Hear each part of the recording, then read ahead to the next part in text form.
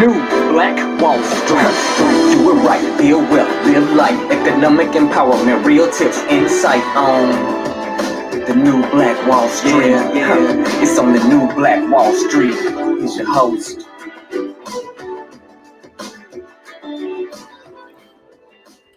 All right, my beautiful people, man. Good morning to you. Thanks so much for joining us here today on the Money and Power Show, brought to you by the New Black Wall Street.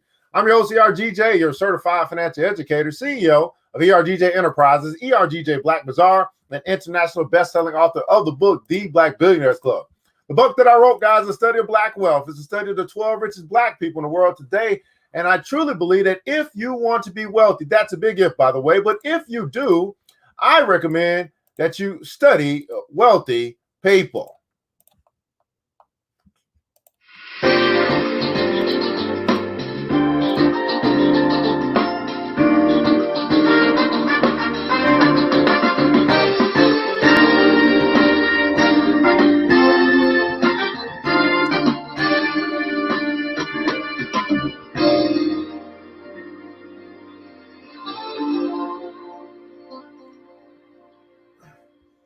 Well, you can pick up your copy by simply going to the website, www.theblackbillionairesclub.com, www.theblackbillionairesclub.com. It's available in English in ebook and also soft copy. Also, it's available in French in ebook and audiobook as well. So make sure our brothers and sisters actually can read about some of our brothers and sisters that look like them, that have gotten amassed an uber amount of wealth, and they're still alive today, and actually how they did it. I just truly believe, man, if they could do it, we could do it. We just need to learn how they did it and just implement their ways.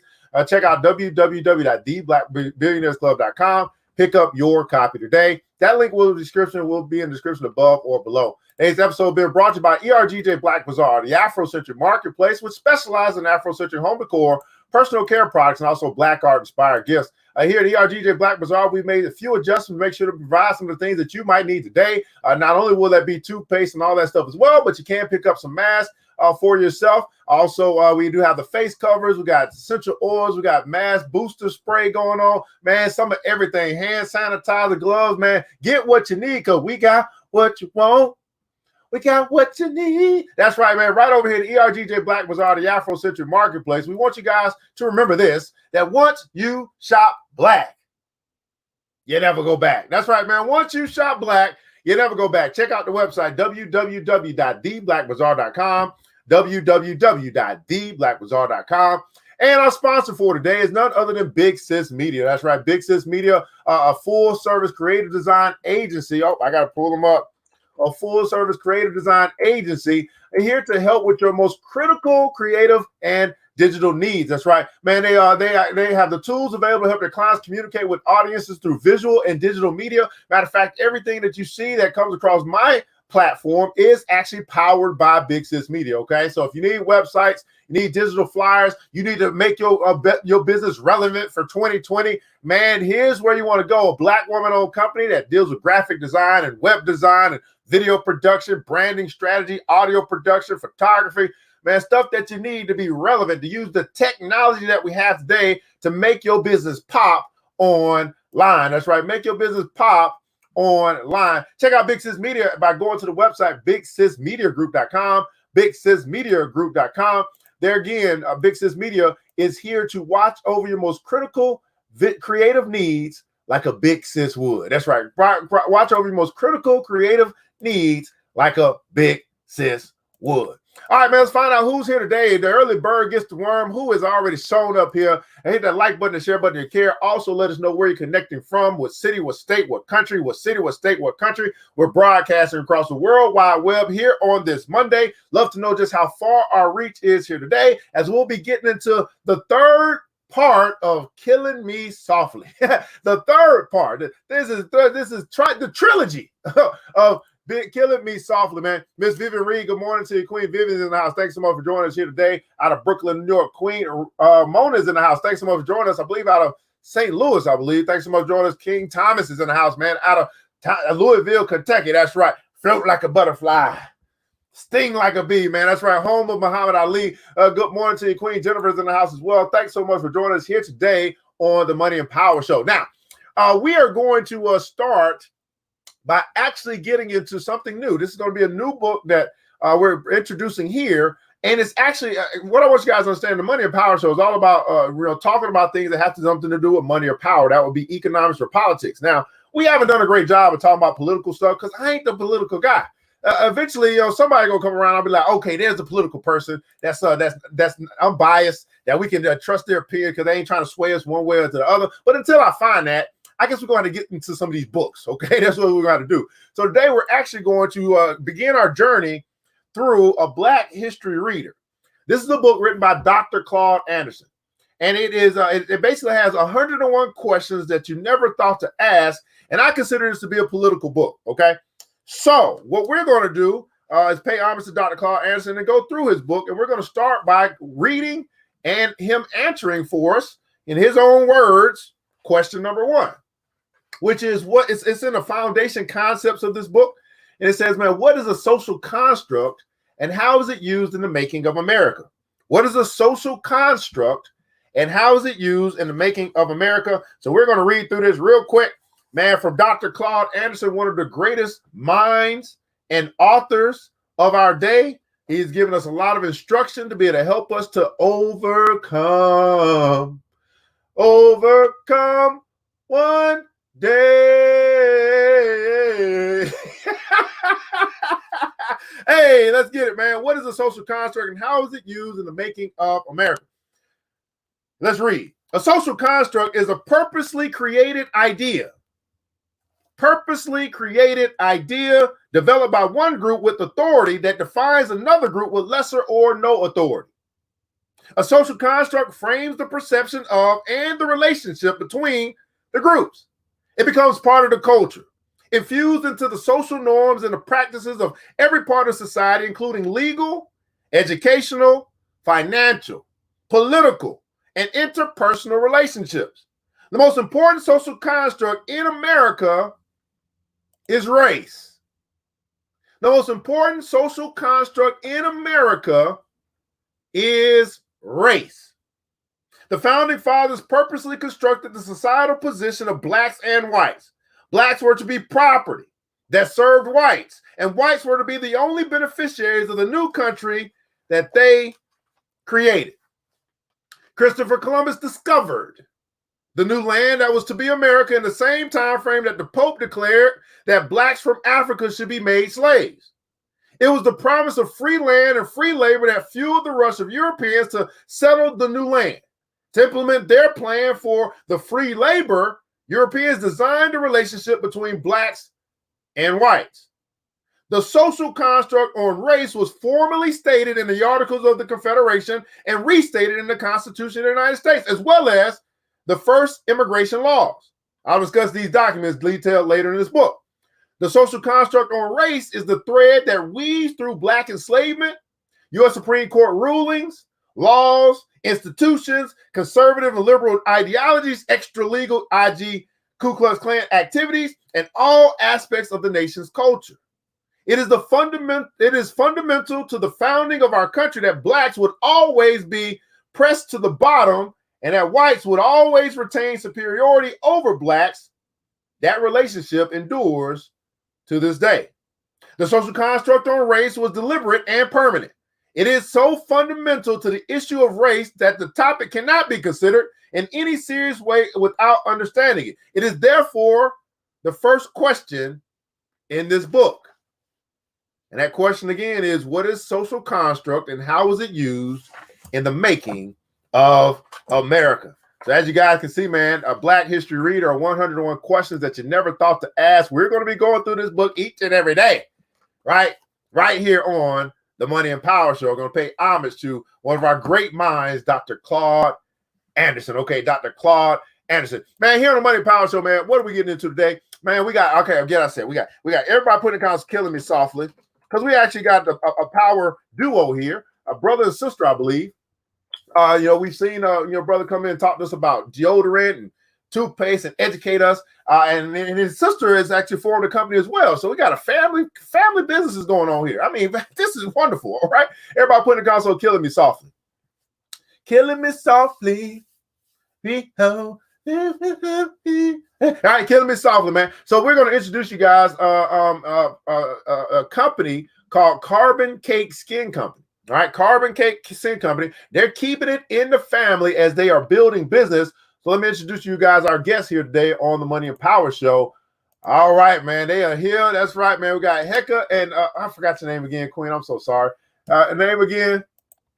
Sika? Sine. Sine. All right, Sine. All right, Gary, thanks so much, guys, for joining us here today on the Money and Power Show. Mr. Heka, we've heard from you. We kind of know who you are at this time, but Sine, you brand new. All right, so if you want to do us a favor and tell us who you are, what you do, why you do what you do, and why the heck we should listen to you. Wow. My name is Sine, and I am the owner of Carbon Cake Skin Co., the brand new owner of Carbon Cake Skin Co. I'm a native of Illinois originally and been in California for 26 years. And at the end of 2018, I decided that I was going to come back home, which is Illinois here. And when I made that announcement, my brother and my sister were already here. His wife is my sister, so that's how this whole thing works. They basically said, hey, you should probably take the other portion of the PH company because we're no longer going to be doing skincare products. I'm a licensed esthetician by trade, so it all made sense. At the time, I didn't have a job. I was actually in the music industry. I still am, but I'm not doing it as much. So I was singing and acting and dancing and all that stuff while my esthetician license was kind of just sitting over there. So I didn't really get a chance to operate in the skincare industry at that time, or I was choosing not to. So with the plan to move to Illinois, it was kind of a perfect setup that I was literally walking into an already made business. The only thing I had to do was push it and promote it. Why you should listen to me again, because I'm an expert in what I do. I know skincare, but most importantly, one of my best-selling products is this baby right here. This is my all-natural feminine wash. This is in a few more weeks, I'm going to start doing a really huge launch and educational series on feminine hygiene, how to make your own feminine wash, and how to properly care for your feminine body parts all naturally. So that's why you should listen to me, because I know what I'm talking about. And I do what I do. I'm sorry, I forgot the other part. I do what I do because as a single mother and as a new divorcee as well, being an entrepreneur and kind of taking your life into your own hands is a huge deal. And I want to be able to hand something down to my two sons, but I also want to show other women and other Black women and other Black single moms that you don't have to stick to the 9 to 5 to make it through. Man, that is absolutely phenomenal. I'm hearing quite a few things in this. As a woman, as a Black woman, as a single woman, single parent, or single woman, single parent, or single mother. Wow. Like that's 3 different target areas, man, which are, I guess you consider to be minorities in this space. So there's a lot of there's also a lot of opportunity and money available to you because you hit in a lot of different areas that are classified minority certified if you ever get to that space. So I want you to keep that in mind. I'm pretty sure you already got that in your mind there, minority certified business. I want you to get there. Now I love this. I want to hear more about the story because you said I was able to, I want to come over to Heka because you said I was able to walk into an already ready-made business and all I had to do was push it. Everybody put in console, push it, baby. Push it, baby. All I had to do was push it. So I want to come over to Heka, man, because for you to open up that opportunity and say, man, here's what's going on, man. We don't want to just drop this thing, man. Talk to us about your mindset at that time, man, to be able to provide this opportunity to your sister-in-law. I guess that's the best way. That's how it's defined, but to your sister and just see what she can do with it. Well, like she said, for us, at that time, as I explained before, we have multiple different companies under the umbrella of Quintessentials Group. And we always knew we wanted to do that.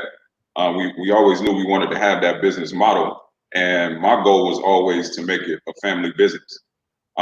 So at that time, we wanted to focus with the PH company. We wanted to focus more on the oral hygiene and the underarm care and those particular products, because those were the products that kind of set us apart from everybody else.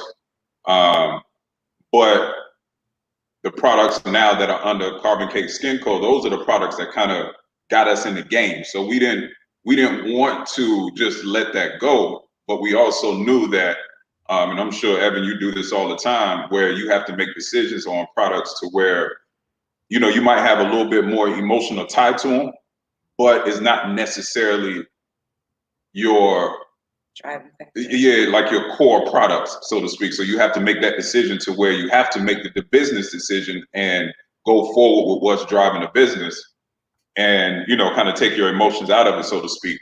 But long story short, you know, when we found out Sine was, you know, after conversations and stuff like that, we actually started this whole thing while she was still in California, because, you know, we knew she was coming. We was like, hey, look, you know, let's go ahead and get this thing going. So we're already, you know, the wheels are rolling when you get here. So we said it just makes sense to where she's, like she said, she's a licensed esthetician. We didn't, like I said, we didn't want to just get rid of the products, but we were willing to do that. But it just made sense, you know what I mean? Because she was coming here, starting fresh, and we was like, hey, look, it's here. Here you go. Here you go. You know what I mean? So, like I said, it just, man, it was kind of like divine order. It just kind of all came together. Absolutely, man. We call it. Oh, sorry. We call this in life a perfect storm. Everybody put in console a perfect storm. Now, so now I want to come back to you, because we're talking about transition for you. We're talking about, you know, moving. You said a new divorcee, so, you know what I'm saying, you had to slap him a couple of times to get the hell up on out of there. You got 2 sons. So talk to us about this decision that, you know, I mean, it's very difficult for a lot of people, because they only look at what's happening now versus, man, the possibilities of what can happen in the future. For you to say, you know what, let's you basically had to simply get past all of your hurt, all of your pain, all of whatever you was dealing with during this time of transition, and you simply had to say, let's try. I mean, you simply had to say, man, all of your background and all your awards and everything that you know, you still had to come to grips with, I'm willing to try. So talk to us about the willingness to try, right, through all of the pain, to push forward and move something forward, and to push this thing forward into Carbon Cake Skin Company. Well, the willingness to try in certain aspects of my life has never been an issue for me. And what I knew is that being in California, I was not going to be able to provide the lifestyle that I wanted to provide for my sons, at least not comfortably. It was just going to continue to be a struggle after struggle after struggle after struggle. And although I was used to working a 9 to 5, that's just not what I was cut out to be. Again, I'm a creative and an entertainer by nature. So I would start a 9 to 5. Within 2 years, I was bound to quit. So 2 years maximum is all you get out of me on a regular 9 to 5. I would always veer towards something that had something to do with arts or something to do with being creative. I've even tried my hand at culinary arts.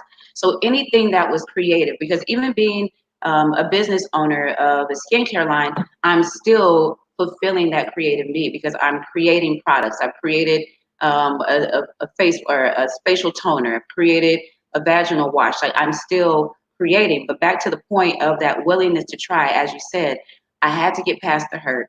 I had to heal. I had to just drop everything and all that weight that was holding me down and say, okay, let's go try. I think what made the transition a bit easier, again, is being from here and already having Hecka and my sister here, and even with my granddad being here. It made it a little bit easier, because I'm not stepping into such a strange territory. I consider this my birthplace, not necessarily my hometown, because I was in California for 26 years. So I was there in California longer than I was here. but I was familiar with this area, so I knew that I wasn't coming into strange territory. I also knew that in moving into entrepreneurship, if I could, which I'm still doing, we just had a meeting about this last week. I'm still wrapping my mind around entrepreneurship. This stuff comes easy. The product comes easy. For me, the learning curve is now switching my business mind to pushing a product and not pushing myself, because before I was the product, I was the artist, I was the singer, I was the model. So it was easy for me to push that, right? But now I'm actually pushing something that I made with my own hands. And that is the only challenge that I've been having, transitioning from being an artist to now being a business mogul and being business minded. Because being an artist, there wasn't really too much business that I had to deal with. So in this transition, physically moving, I was actually okay with it. I remember the day we moved on July 1st, 2019. And when the plane took off, it literally felt like a coat was just kind of flying off of me, up on lift off and taking off. It felt like 26 years had just kind of flew off of me, and it was a weight lifted. So leaving wasn't scary. Again, it took a minute to even prep to get to that point, because I woke up one day, it was at the end of 2018, and I heard my spirit say as loud as day, go back home. I didn't question the move. I just asked again. I said, are you sure that's the move? I heard again, go back home. So I trusted the move. And because of the healing, because of taking that time to shed whoever I was that got me into all those situations that I've been in, marriage, business decisions, whatever the case may be, because I shed that person or that ego and that personality, it was a lot easier for me to hear and connect with my inner self and hear the right move. I knew it was the right move to make. So it wasn't really a hard decision to come by. This is going to be a great conversation, because here's the deal. I heard a lot there, right? One, go back home, and in order to go back home, that's very difficult for some people, because if 26 years, there's a lot of ego and pride that's been built up. Like, this is my life, and this is what we're gonna make it work, and all this stuff that, you know what I'm saying? I'm INDEPENDT. That's me, you know what I'm saying? All this stuff, right? So, and for many people, they've heard that same thing, go back home. It's almost like the prodigal son, right? He had to come back home, and he was welcomed with open arms, but he had to be out there and play for a long time. So talk to us a little bit about that, because you said it wasn't difficult, but man, I know it was more difficult than you putting on, just because of 26 years of buildup. So and I had the same feeling before in my life, like, man, do I really want to go back home? Man, you know what I'm saying? So some things that even me, that I had to overcome psychologically about being whatever home is, because home is where you make it, right? So home to everybody is not necessarily going back to a particular state or going back to a particular house. It's whatever, people have made to be their home, their place that they consider to be, man, this is my roots. So give me some more of that. Give me some more. Everybody put in the console, go back home. Give me some more of that, man, because I know it's more difficult than you putting on. I mean, it was easy to make once you clear and made the call, but how long were you, truthfully or honestly, were you fighting that? You know what I'm saying? Because I'm pretty sure you heard it before. But this is the first time you listen. Let's be honest.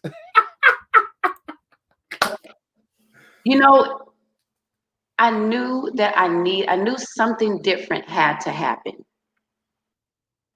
Now, had the call be moved to Texas, I probably would have been afraid, because I didn't have a support system. So for me, it was easier, because I knew I was stepping into a situation where I had support. So I wasn't going to brand new territory. I think what the part that made me more, I don't want to say more afraid, but that I was a little apprehensive about was my sons and how they would adjust.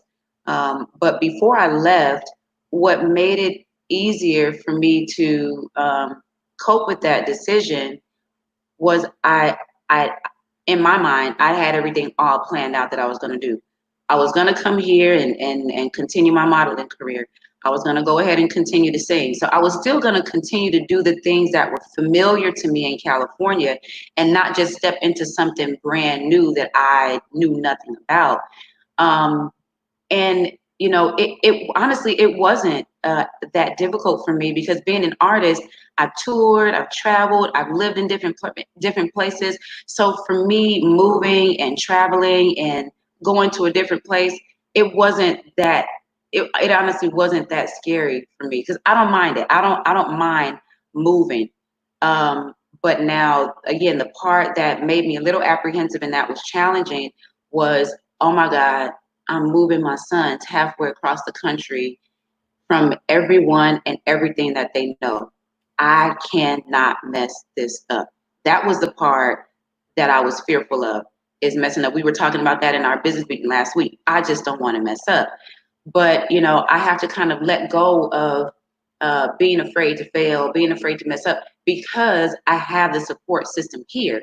And you talked about the independent thing.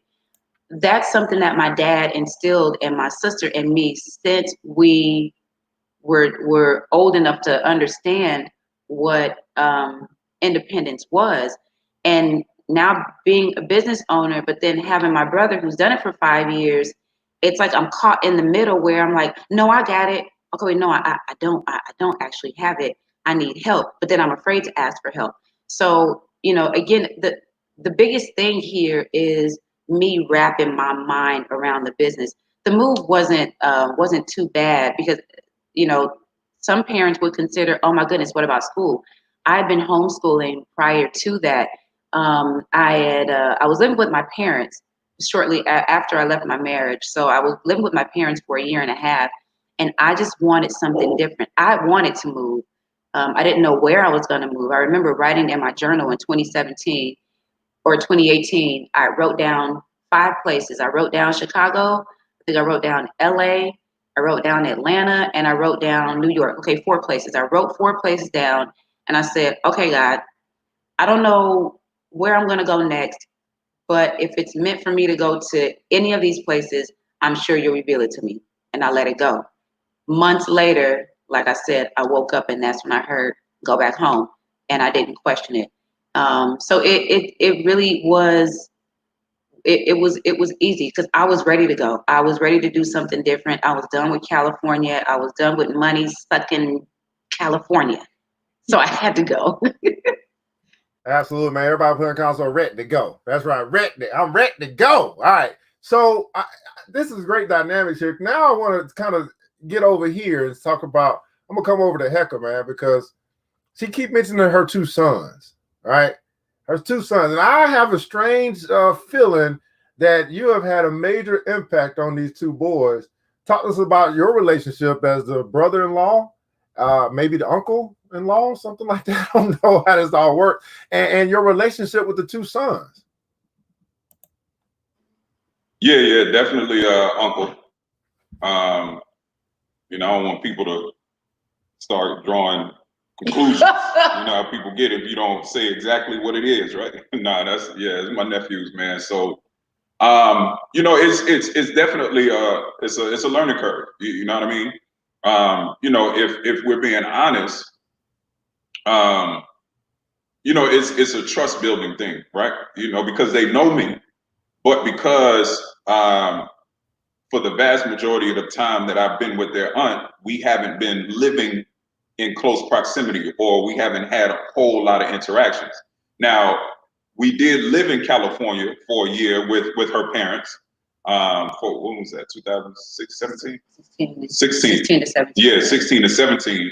So that's when we built the relationship. But then from 17 till when they moved here last year, you know, we had been gone. And then 2 years prior to that, we was living in Charlotte, North Carolina. So, you know, it's a learning process, just learning them learning me. You know what I mean? What my hopes are is that, you know, that they see me and see something it may not be everything, but they see something that they inspire to be or inspired to replicate. You know what I mean? Whether it be, I don't know, I can go through the whole list of stuff, but the most important thing that I would hope they pick up is to see how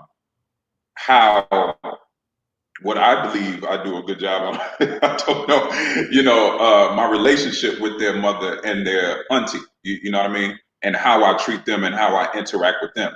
May not be perfect all the time, but the goal is for the majority of the time for them to see a good, upstanding, honest, trustworthy relationship with their mother and their auntie.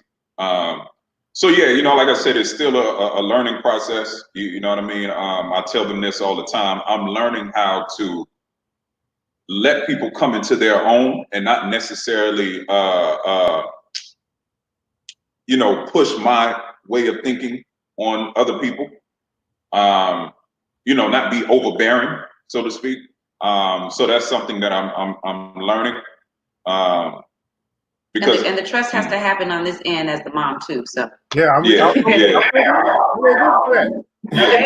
okay. Yeah. So yeah, just not even though it comes from a honest and pure place, because I just want everybody to do good, especially obviously the people that's around me. So because I've kind of gone through that learning curve, I have to remember that I've gone through it. So now I have to allow other people to kind of go through that curve as well on their own time and in their own way. You know what I mean? Yeah. So that's the long answer, but basically, man, it's still a learning process, just learning them and them learning me, and we making this thing work. Absolutely, man. And we're gonna come over to the mother. Like, so part of the biggest thing was my sons and moving them across the country into a new space. And I'm just kind of imagining here, assuming I don't really know all the construct, but also although family, but still being probably majorly influenced by a new man. Right, in a sense, and I'm not quite sure what's going on elsewhere, but to have that faith and trust that, man, okay, I'm gonna be doing business with the family, and a part of this business would be this brother that's been doing it for 5 years. To me, it's a lot of trust, right? Trust that in yourself, that you could be a good student, right, to learn business, right, and then trust and faith that this new man could be a positive influence on your two sons, which is so freaking important. I mean, extremely important as you're raising two boys. So talk to us about that dynamic. Yeah, as Hector stated, there has to be a lot of trust involved. I just turned 40 last year. I'll be 41 this year. And my oldest son is 16. So it's been me and him for the last 16 years. I had him when I was 25. My youngest son is 8. And it's interesting, although the past few years we have been living with other people, it's still us three in a household of other people. And for me, there has been a trust issue because the men in the past that I selected, I put my trust into in terms of being role models for my sons. And I didn't make the right decision. And so coming into this, I said, okay. And again, as Hector said before, although him and my sister have been together for 5 years, this is the first time that we're all really not all, he and I and the boys, that we're all getting a chance to really know each other in close proximity. We don't just do business together, we all live together. So we all live together in the same house. So that's a totally different dynamic. I'm not just moving to Illinois, moving up the street, and then we come in and we work. What? And we come in and we work, a few hours a day, and they see uncle and they leave. No, we all live together. So when we first got here, that was one dynamic. Everybody had to settle in. And then Hecka and I had a conversation and I explained to him, look, I have trust issues. And so you're not only are you gonna have to give the boys a minute, but you're gonna have to give me a minute. And I think what we're learning, we're all learning each other. And I don't even know if he knows it, but my sons have learned from him. They've never showed an interest in working out. They want to work out almost every day. Well, at least my youngest, he wants to do pull-ups every single day. And I think what we have to realize as adults that children will do what we do and not what we say. So the boys are watching more than he knows. I know it because I know my sons. And so I watch them and I see that he has made an impact on them. My oldest is asking, my oldest son has never been into anything Black conscious. It's because of his uncle. And I don't know if you know that, but that's what, and I haven't said it, but that's why he's into that. He didn't get that from me, not because I'm not into it, but it's not something that I really talk about all the time. I may talk about it in passing, but Hecka talks about it. Hecka lives it. We've gone to events where my sons are like, wow, wow, wow. So that he got that they're getting that from their uncle. They're learning entrepreneurship, not just by me, but by their uncle. They're learning all of that from him. So he has made an impact. It may not ever be said, at least not now. I'm sure eventually when they get older that they may say something. But I'm a bit of a talker, so eventually I was going to pull them aside and say, "Hey, just so you know, this is what's happening." So I don't have to pull them aside and say it anymore. I can say it now. You have made an impact. It's happening. It's slowly, but we haven't even been here a year yet, and so much has happened. So much growth has taken place in less than a year. So, yeah, that's that. Absolutely. Well, we're gonna do something here, man. In the comments below, I just want to. Today is actually Black Man Monday, so we want to take a moment to just honor this Black man that is here with us here today.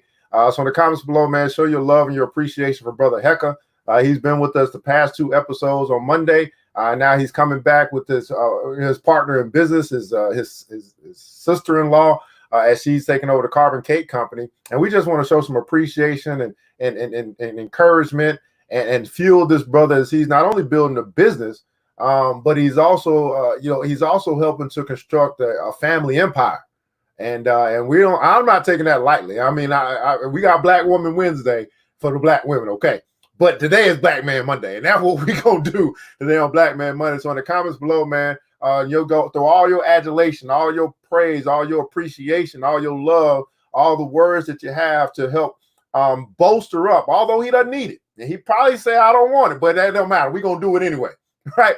In the comments below, do that for our brother Hecka, who's freely given of his time, freely given of his knowledge.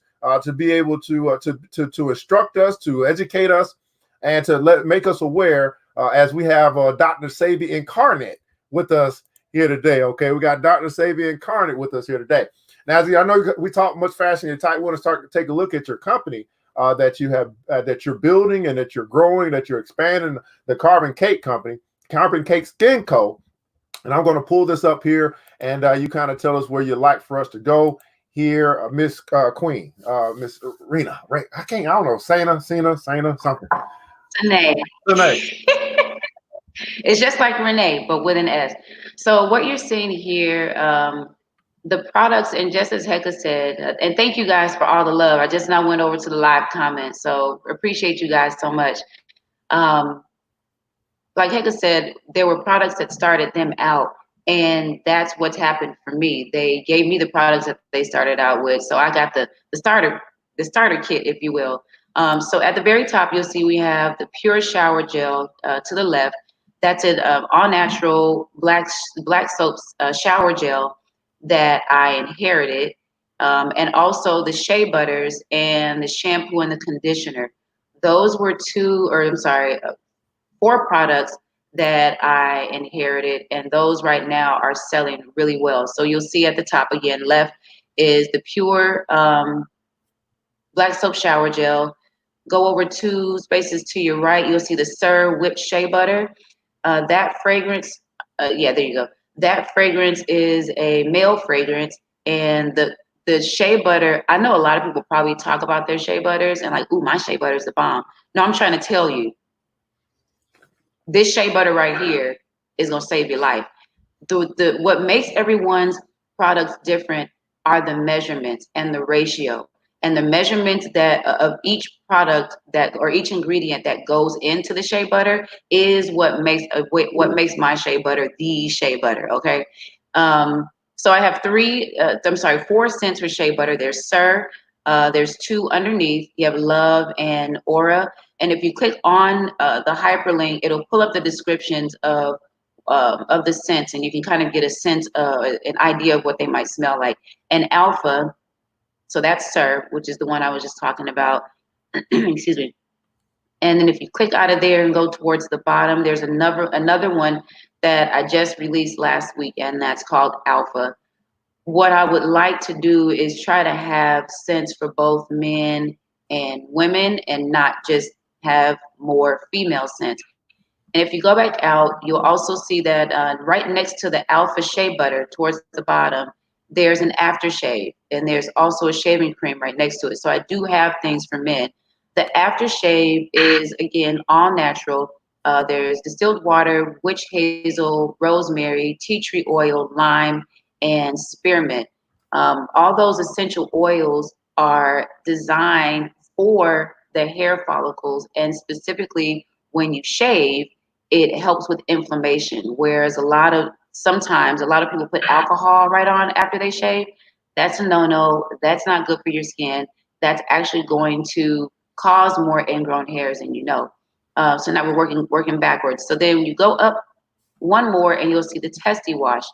That's currently sold out, and we won't be bringing that back probably until after Corona. But it is that's another good male. One of our good male products that we have. And if you go up just one more, right now I'm pointing out the products that I added on. If you go up one more, you'll see the Defy Face Wash. Is the toner on there? The toner's not on here. Oh, yes, it is. And you'll see the toner at the top. And then you'll also see the Yoni Silk Vaginal Wash. The Yoni Silk Vaginal Wash at the top on the left. Excuse me. Which is what I held up earlier right here. This has been the best seller for Carbon Cake since when did we bring this on? Over the summer? My timeline is terrible. I can't. Okay. Yeah, so it definitely was last year. So since we brought this on, this has been one of my best sellers. The ingredients are distilled water, aloe vera juice, peroxide, and I'll explain in a second why peroxide. Castile soap, guar gum, rose water essential oil, lavender essential oil, etc., and a small fragrance oil. One lady described the Yoni wash, the feminine wash, she said it felt like it was a hair conditioner for her lady parts. In selecting the name already existed. I didn't select the name because Hecka and my sister, they'd had a Yoni wash before, and they didn't really push it. They just kind of, they didn't really push it. They just kind of, tossed it like, you know what, we're going to come back to this. So I decided to go ahead and keep the name. Well, it's living up to its name, Yoni Silk, because that has been the response that I'm getting from women when they use it. One of the products that I mentioned was aloe vera and peroxide. You'd be like, why are you putting peroxide in a feminine wash? That doesn't make sense. Doesn't that heal wounds?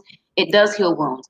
But if you do your research, apple cider vinegar and peroxide pretty much do the same thing. And they do assist in odor, and they also assist in the skin's pH balance, just like aloe vera assists with the skin pH balance. So I think this, and that's actually what we talked about in our last business meeting. Although I am an expert in skincare for the face, we forget that we have skin all over our body. And the one thing that gets neglected with women is the skin in their feminine area. The feminine genitalia is such a taboo subject, and it makes sense why it's such a taboo subject, because for so long in Black history, it's been deemed as something that is negative or something that is useful to make money. It's been degraded, it's been downgraded, it's been insulted, and it is totally the complete opposite. It is beautiful. It's how we create children. It's where life comes from. So, what I would like to do is start educating more Black women on this taboo subject of something that is attached to their body. And you'd be surprised, there are a lot of women who have even said, I don't look down there. Why would you not look down there, sis? You have to know what's going on down there, because it's a part of you, right? So again, Yoni Silk has been the biggest, the top seller for Carbon Cake. And if you go back out, I'll go over to the skin toner, all natural skin toner. Most skin toners that you see on the shelf right now, skin toner is going to be on the far right, at the very top. The skin toner is another good selling product. This is all natural. Most toners that you see on the shelf right now are extremely, extremely drying. And I'm not saying that my product works because I made it. I'm saying the product works because those are the reviews I'm getting back. My sister, who has extremely sensitive skin, she can't even be around just the smell of fabric softener, the smell of a strong laundry detergent, because it will actually cause her skin to itch and burn. So it's been very difficult for her to find something that works for her skin. So she tried the toner out, and it's the only thing that she uses. It's the only thing that has helped her balance out her skin tone, balance out the oil in her skin, hence the name Balancing Skin Toner. When I came up with these names, I knew what I was putting I knew the ingredients that I was putting into the product, but you're always not so sure if it's going to work. You just don't know. And even with a lot of big brand companies, even they don't know if their product is going to work or not. And we've talked about that before. Dove has probably come out with numerous, body washes that they had to take off and try again and take off and try again. I'm grateful that I knew what I was talking about, and I knew just the right amount of ingredients to put into the toner for it to be a hit out the gate. So I haven't had to come back and redo this.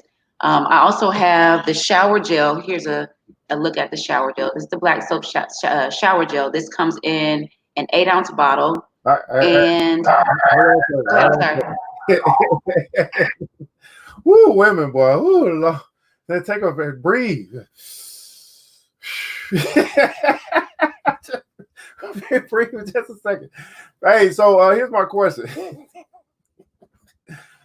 When I immediately came here, the first thing I thought about was, okay, I'm a man, and men, we like to buy bundles, So how long is it going to take before we see a man bundle, or a whipped shea butter bundle, a Sir bundle, or Sir Alpha bundle, something like that? Because I want to get this. I mean, this whipped shea butter, it look like it's the truth. I mean, I don't really. I guess I'm shaving a little bit now, and I might need. I did. I'm gonna shave my head, so I'm gonna need some shaving cream, and I'm gonna need to splat that thing down after I shave, and then I'm gonna need to wipe that thing down with some good. See, that hard shea butter, it works, but man, to get some whipped shea butter, man, I have not found many companies that actually one that makes some dope ass whipped shea butter, but then two that cater to that allow men to shop with them. Okay, other than buying for the woman.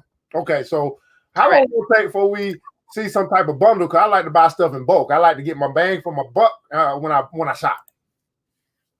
You know what? That's something we're going to have to sit down and talk about. But we weren't intending to do anything new until after Corona, because recently we ran into an issue where our suppliers, where we get most of our bottles, our packaging, they were fresh out. So we had a quick scare we thought Corona caught up to us, but we was able to get around it.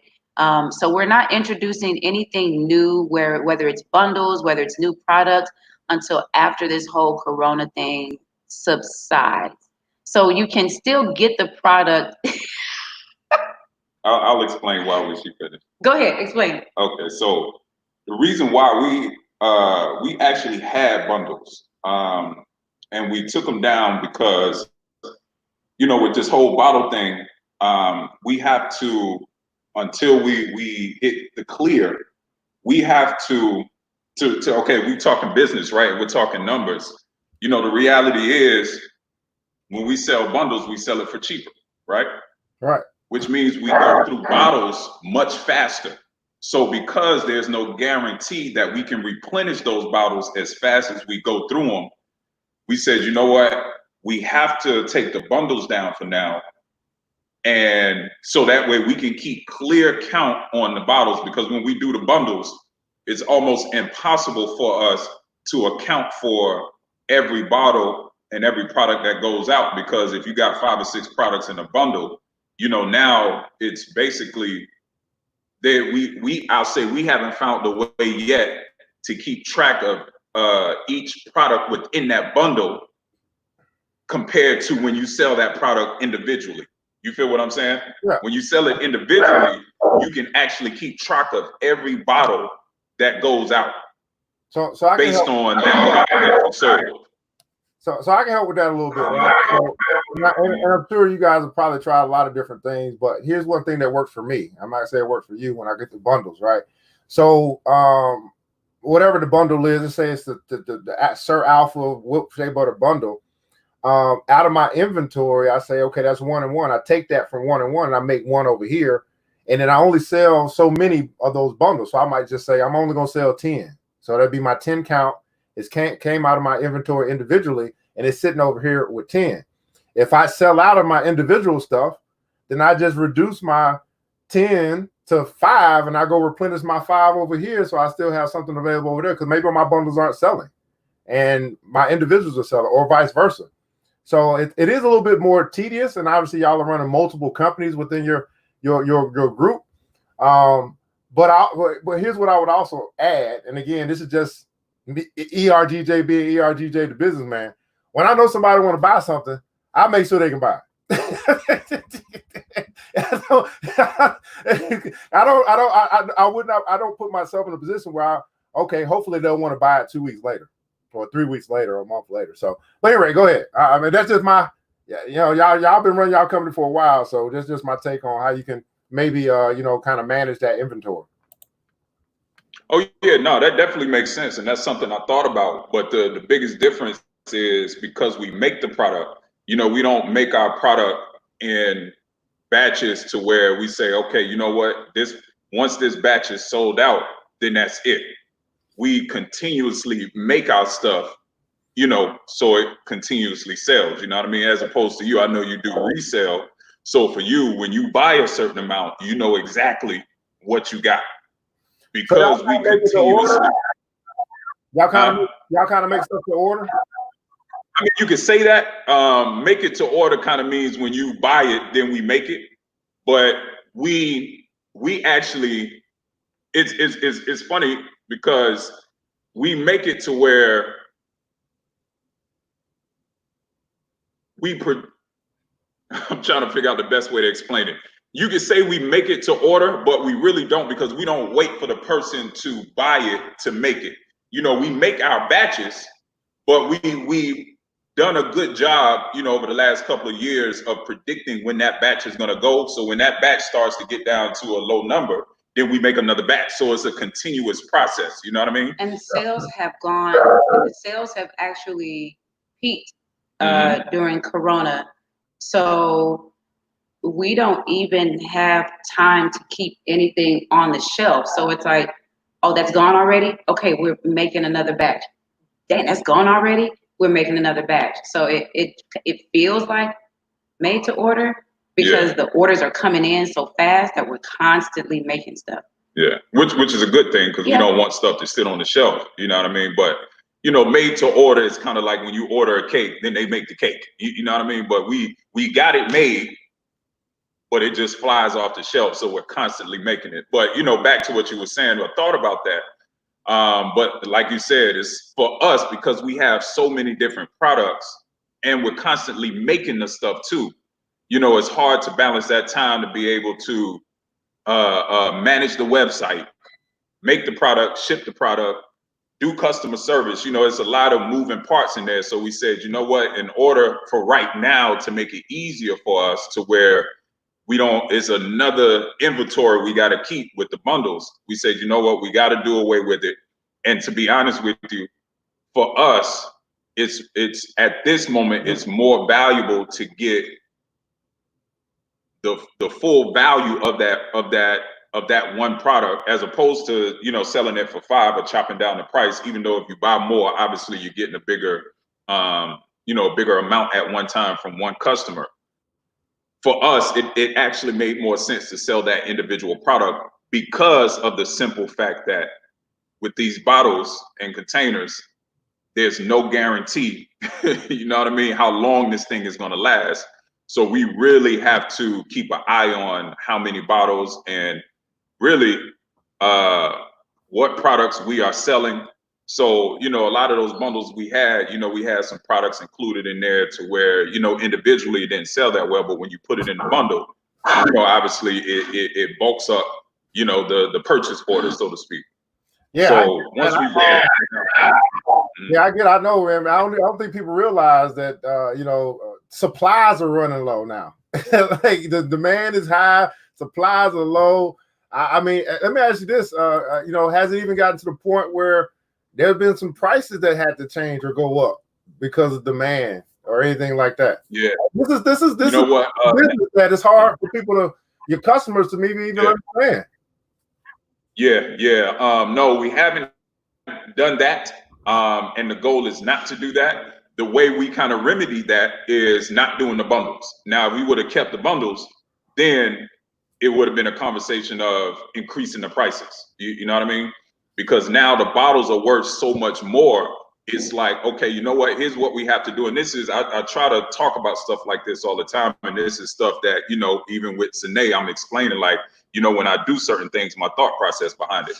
So we got rid of the bundles instead of raising the prices because all of our products right now are at about $8. We might have a couple that are a little bit over $8.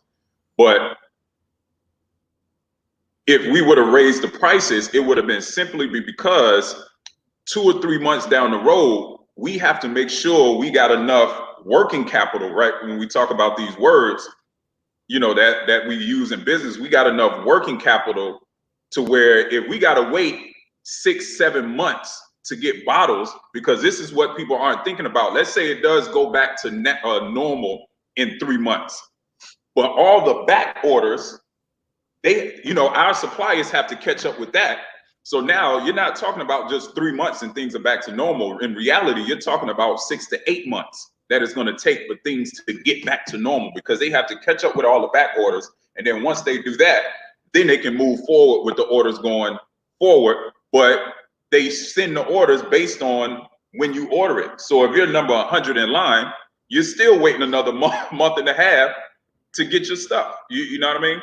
So because of that, we have to make sure we got enough working capital to where when that time does get back to normal, so to speak, we can purchase in such large quantity to where we don't have to fall back in that category of, okay, we only purchased 500 bottles, so now we got to purchase another 500 bottles a week later, and they're out of bottles. So now we're in a frantic again. You know what I mean? Because they're trying to catch up.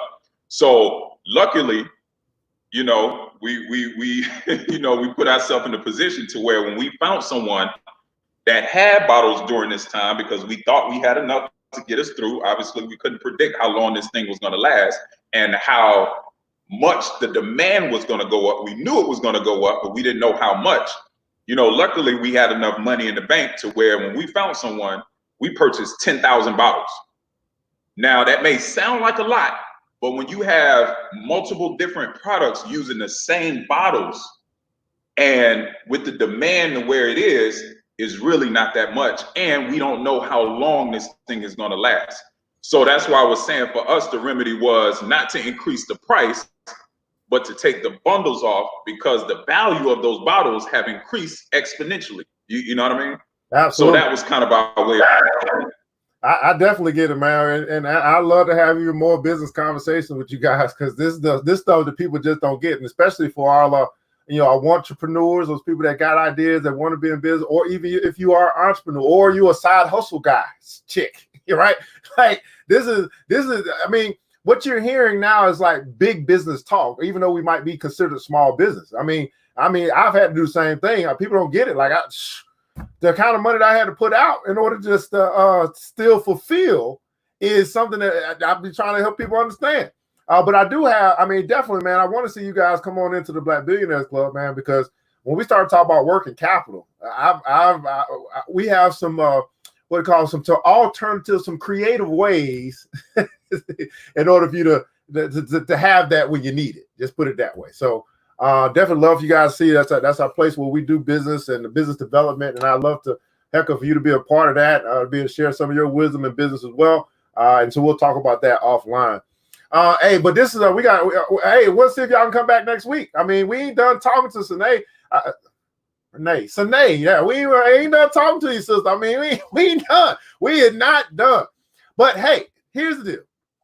Today on Black Money and Power, on the Money and Power Show, it is Black Man Monday, and this is a very special time because typically we only have the black men speak on Black Man Monday, but for the first time, we're gonna have a sister speak to us on Black Man Monday. So in the comments below, so everyone that's in the comments, this is your time to show your love and appreciation for the black man. I know sometimes it just seems like it's so hard to just tell the brothers how much you love them and appreciate them and why and all that good stuff. And then for our guest, Miss Sanae, it's your opportunity to talk to us about why the black man is so important and valuable, and why you appreciate him and you love him, as we give him the big cyber hug today and let him know that he's needed, wanted, adored, and all that good stuff. Here on Black Man Monday, Miss Sanae, what do you have to say to the black man? Black men are resilient. Black men are strong. And I think there is a silent cry that so many black men have that only black women can understand. And our black men do, unfortunately, I'm getting all teary-eyed, do go unappreciated and overlooked sometimes. Because I think just as a diaspora overall, we're all constantly working to be better, working to care for ourselves, working to care for our sons, and at the same time working to care for our black men, but we don't actually stop to tell them thank you. So thank you. Thank you. To my sons, thank you. To my dad, thank you. Woo. And it does make it difficult sometimes, me having come from abusive relationships. Black women, we have to understand that not every black man did it. It may have been one or two, but not every black man did it. And if you can get beyond that hurt and get beyond that pain, then you can start to tell black men more how you appreciate them and love on them. My brother has given me an opportunity that I never saw coming. It's an opportunity for freedom. And not only is it an opportunity for financial freedom for me, but I get to help other black women and my sons and other black men following the same footsteps. So for that, I will always be grateful and appreciative for him for doing that for me. So that's that. Absolutely, man. And Hector, any last words that you have for us here today on the Money and Power Show?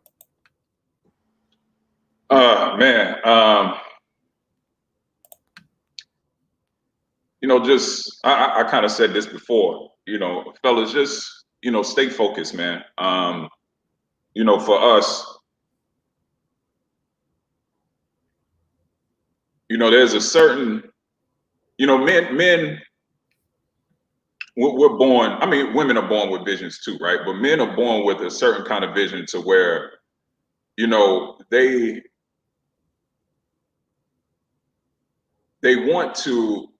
We're natural builders. You know, we want to see stuff. We take pride in building stuff from scratch and seeing it, you know, grow from like, man, I built that, I made that. You know what I mean? But it takes a certain level of focus that unfortunately I believe we're lacking as men because there's so many distractions going on. Some are on purpose to distract us and some are unintentional. But it takes a certain level of focus, man, that like I said before, some people will call it, you know, will say you don't have any emotion. But it's not that, you know, I don't believe it's not that we don't have any emotion. It's just that we have a destination that we're trying to get to. You know what I mean? And sometimes, you know, we have to be able to block everything out and kind of have that tunnel vision because we know the destination that we're trying to get to and we understand the kind of focus it's going to take to get there. You know what I mean? So, you know, fellas, if you can find you one lady that will not always understand, but for the most part, they understand and they will let you do what you feel is necessary, not saying that you're going to get it right all the time because you're not. But if you find a woman that allows you to do that and doesn't ridicule you when you mess up because they understand that, you know, it was done with the maximum amount of effort. You know, in football, we always say, you know, messing up doesn't really matter. It's the effort. So if you mess up going 100%, then that's cool because we can fix that. But if you mess up going half-ass, then it's like we can't really fix that. You know what I mean? So, man, just go 100%, stay focused, get you a woman that, you know, allows you to do that like her sister has allowed me to do it. You know, man, if I tell you the story of some of the things we've been through growing this company, and she's been, like I told you in that first episode, you know, when we was on the other side and I showed you that picture when I said, no matter what, I'm going to make sure she's okay because she allowed me to do what I felt was necessary to get us to this point where we now can help Sine. Yeah, we was scared, but they made it on through. Man, let me tell you, maybe we'll talk about that in another episode, you know, just the journey to where we are now. Yeah. You know what I mean? It's been rough. But, you know, now we're in a place 5 short years later, you know, sometimes 5 years ain't a long time, but when you're in it, it's like, fuck, like, like, yo, how long is this thing gonna last? But, you know, long story short, man, I don't want to be long-winded. You know, just stay focused, man. Sometimes people are going to tell you things. Look, we talked about this the other day. You know how many times people done told me I need to get a job? You know what I mean? Because they didn't have respect for what you know, what I was building. You know what I mean? But, you know, people are going to tell you things to try to deter you and try to break that focus. But if you have a clear vision on what you're working towards, and you're actually working towards it, not talking about it, you're actually working towards it. And it may not look good at that moment, but you understand that if you keep making strides, it's not about perfection, it's about progression. You're going to get there. You know what I mean? Absolutely, man. Absolutely. You are working towards, you're actually working, right? Then you can actually get there, man. We want to say thank you to our guests for being here. Hopefully we have them back next week. Because we still got more to talk about. I mean, we'll keep the party going, man. Keep the party going here on the Money and Power Show, man. I'll say thank you to our guests as well, man, here on Black Man Monday. And I want to say this, man, Black men, like, here's the deal, guys. Like, he is so right, man. I've learned that if I just keep moving forward, the people who's supposed to be with me, they will keep going forward with me. And the people who ain't, they drop off like dead flies. I just keep moving forward. And I got too much to get done in a little bit of time that I got here on the earth. So I just keep moving forward. I don't go reckless abandon. I be thinking this stuff. I be thinking.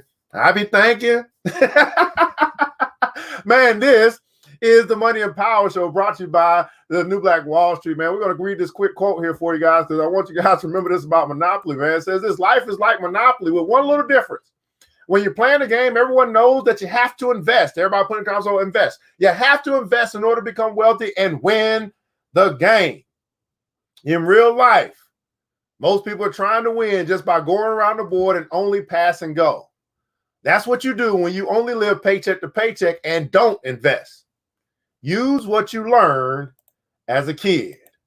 Use what you learned as a kid. I'm your OCRGJ, Certified Financial Educator, and I want you guys to remember this, that it takes a village. It starts with us. Let's build as we climb together. We all we got, beautiful people. Matter of fact, we all we need. And thank God, that's more than enough. Until next episode, y'all know what time it is. It's time to get up, to get out, and go get something. Mr. DJ, hit the music. The new Black Wall Street. Thanks you for joining the show. We gave a lot of great tips, but it's time to go. Take the knowledge we shared, hope you use it and grow. We will see you all there at the next episode of The New Black Wall Street. The New Black Wall Street.